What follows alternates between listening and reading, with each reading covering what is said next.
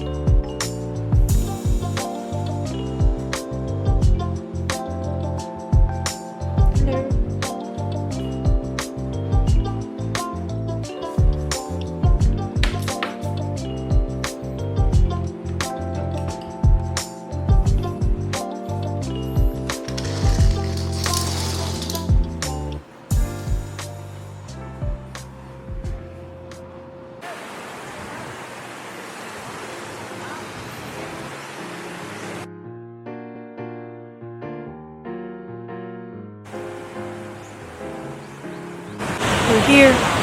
And we're creatures. We are looking for somewhere to eat.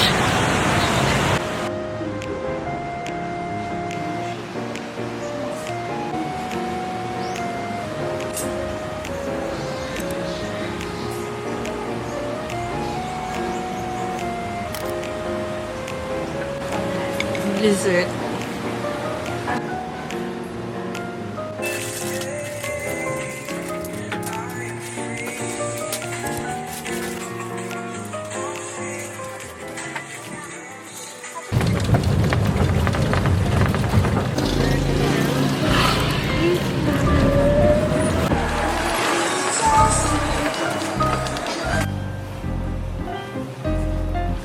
With our mat.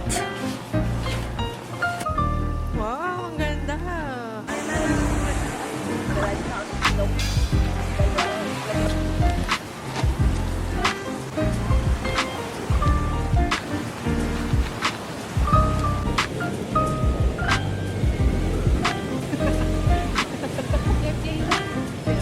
Look at our mat. See? 300 peso man. Kami lang may ganyan because we're smart.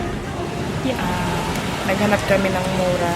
Dinayo pa namin yan sa Station 3. Yes. Walang bumibili doon dito masyadong siyang malaki. Yung mga binibenta dito na malapit sa Station 1, 500, 400. And guess how much namin ito nakuha? 300. 300 for that big. Ang laki niyan. Kapag daw nagsasalita sa vlog, the more na nakaka-attract sa mga people. Kaya, tinatry namin na bigyan kayo ng proper vlog na nagtapak kami. Kasi, takot talaga kami makita na nagsasalita sa vlog. Nakakahiya kasi. Bukod doon, hindi namin alam kung anong sasabihin. Yeah. As introverts and antisocial. Kailangan i-conquer namin. Yeah. Yung ano namin.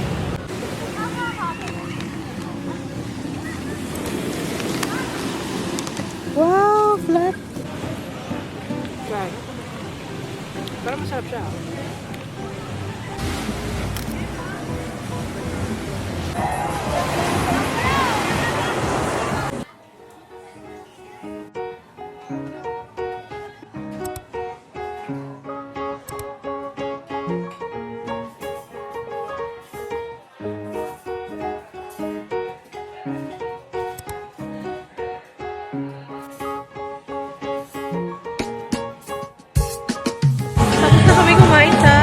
Spice World. Yeah, Spice World. Tapos ngayon, naglalakad lahat lang dito sa beach kasi naghanap kami ng dessert. Naka-flashlight kami sa phone kasi Kasi camera mahina ko. siya sa low light. Yes, RIP talaga kapag low light. Pero okay lang, mahal ko siya. Yeah, ang ganda kayo. We're off to find dessert. Dami pa ring tao kahit gabi na.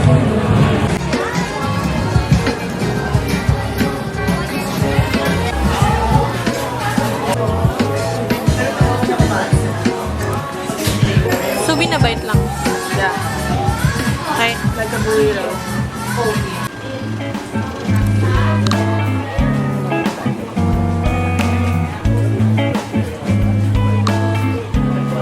We're going to Mezzerap for brunch. Sana bukas. Sarado sila kahapon. Sana bukas na today.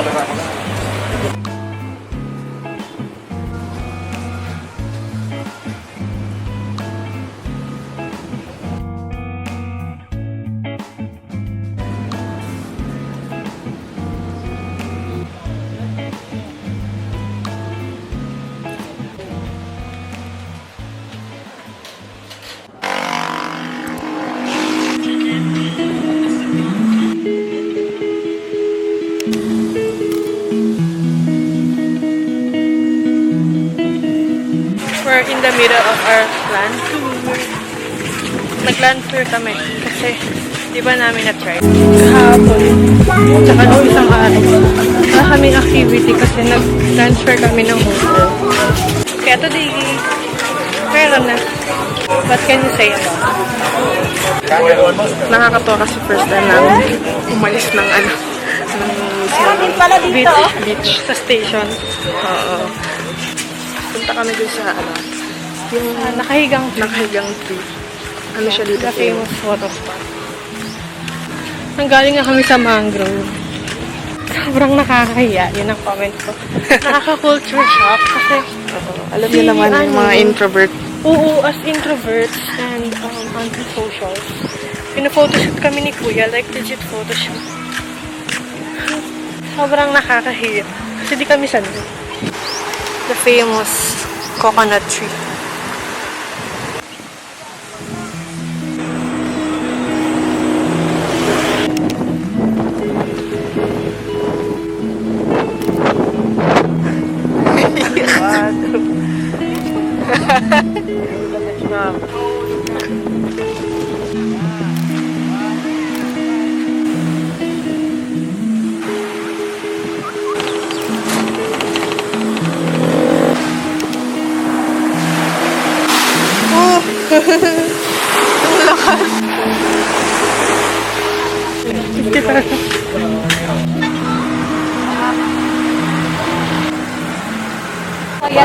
Balik na kami sa hotel. Kaya kami. Bibihis na kami because it's time to swim in the beach.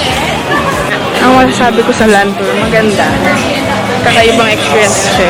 Na first time na makapunta sa ibang island. Ibang parts. Na namin dito. Oo, fourth time na namin dito. Pero ngayon lang kami nag-land tour. Tapos ngayon lang namin nakita yung ibang beach dito sa Boracay. Maganda kasi wala masyadong tao. Ganyan. Although, yung beach niya, hindi kasing ganda na nandito. Kasi po, ang ganda, ang ganda. Mabato lang. Hugas lang kami pa.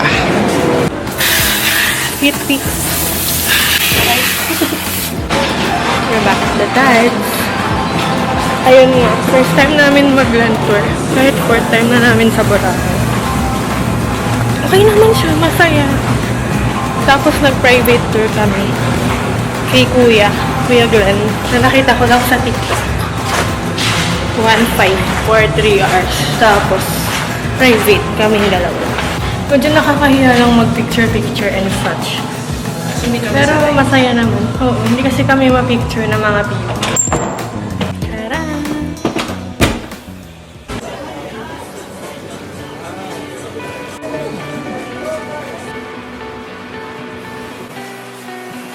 Nagtitake out siya ng falafel.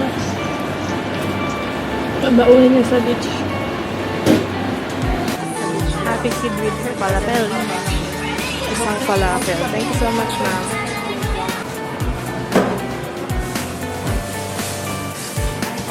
Nagbawas mo dyan?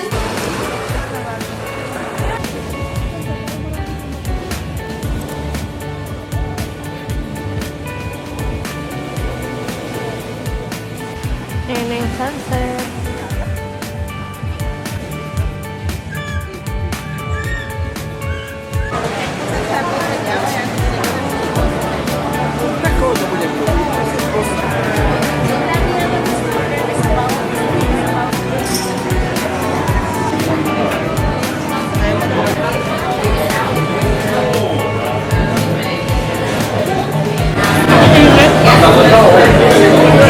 Pero masarap.